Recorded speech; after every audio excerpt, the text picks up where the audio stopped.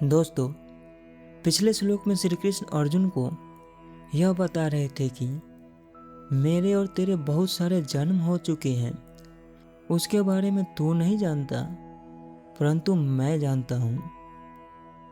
उसके बाद श्री कृष्ण आगे कहते हैं, मैं अजन्मा और अविनाशी स्वरूप होते हुए भी तथा संपूर्ण प्राणियों का ईश्वर होते हुए भी अपनी प्रकृति को अधीन करके अपनी योग माया से प्रकट होता हूँ।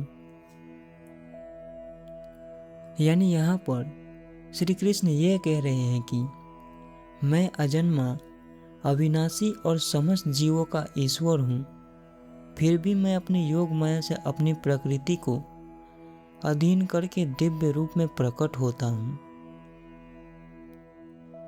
यह बात सही भी है। हर युग में आपको एक अवतार देखने को मिल जाएगा, इसलिए नहीं कि कर्म के बंधन है ना, भगवान अवतार इसलिए लेते हैं क्योंकि धर्म की स्थापना करना होता है।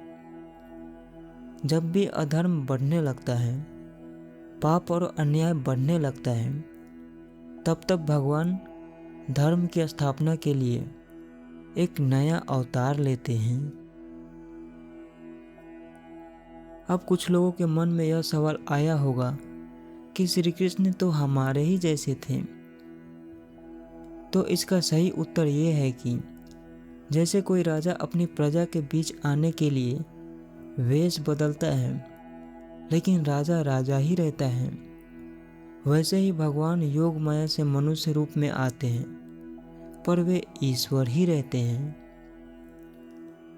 हम और आप श्री कृष्ण को अपने जैसा ना समझे तो ही अच्छा है, क्योंकि हमारा शरीर कर्मों के अनुसार बनता है, लेकिन कृष्ण का शरीर भौतिक यानी दिव्य माया से होता है। वे अवतरित होते हैं ताकि उनका काम पूरा हो सके।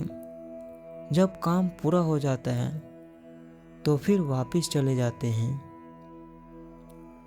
वैसे जैसे वर्षा करने के लिए अचानक बादल प्रकट होते हैं और वर्षा होने के बाद फिर गायब हो जाते हैं, वैसे ही भगवान अवतरित होते हैं और कार्य पूरा होने पर गायब हो जाते हैं। उसके बाद श्री कृष्ण आगे कहते हैं, हे भरतवंशी अर्जुन, जब जब धर्म की हानि और अधर्म की वृद्धि होती है, तब तब ही मैं अपने आप को साकार रूप में प्रकट करता हूँ। दोस्तों, यह श्लोक गीता के सबसे महत्वपूर्ण श्लोकों में से आता है। इसका नाम है अध्याय 4 का 7वां श्लोक, जिसमें श्री कृष्ण कह रहे हैं कि जब जब धर्म की हानि और अधर्म की वृद्धि होती है, तब तब मैं स्वयं को अवतार के रूप में प्रकट करता हूँ।